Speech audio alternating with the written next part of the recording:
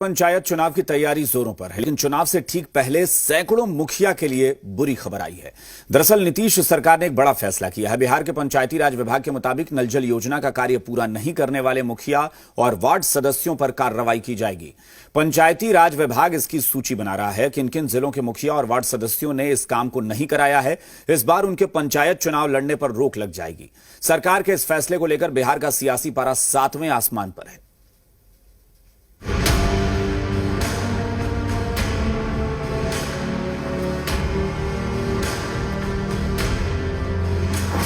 पंचायत चुनाव को लेकर नया फरमान। नल जल नहीं तो मुखिया नहीं लड़ेंगे चुनाव। नगर निकाय के जनप्रतिनिधि भी दायरे में। मुखिया जी के लिए बड़ी बुरी खबर आई है। खबर यह है कि उनके पंचायत में नल जल योजना का काम पूरा नहीं हुआ है, तो अगली बार वो चुनाव नहीं लड़ सकते हैं। नीतीश सरकार ने ये फैसला किया है। बस अमली जामा पहनाने की कवायद जारी है और इस कवायद पर सियासत भी तेज हो गई है। मुख्यमंत्री जी का ये फैसला स्वागत योग्य है। इसकी जितनी तारीफ की जाए वो कम है। सरकार के द्वारा तय की गई योजना का अगर जनप्रतिनिधि जन सुविधा को नहीं पहुंचाते हैं जनता तक, तो इसका कोई मतलब नहीं होता है। ये सरकार की नाकामी है। छोटे मछलियों के ऊपर दोष मढ़ करके सरकार अपने बड़ी मछलियों को बचाना चाहती है। दरअसल नल जल योजना में पैसा जारी होने के बावजूद भी काम पूरा नहीं किया गया है। इसी को आधार बनाया जा रहा है।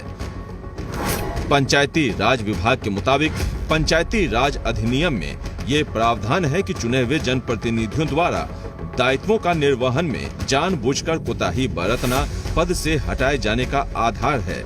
इसी को आधार बनाते हुए नल जल योजना पूरा नहीं करने वालों को अगले चुनाव में अयोग्य घोषित करने का प्रस्ताव विभाग तैयार कर रहा है।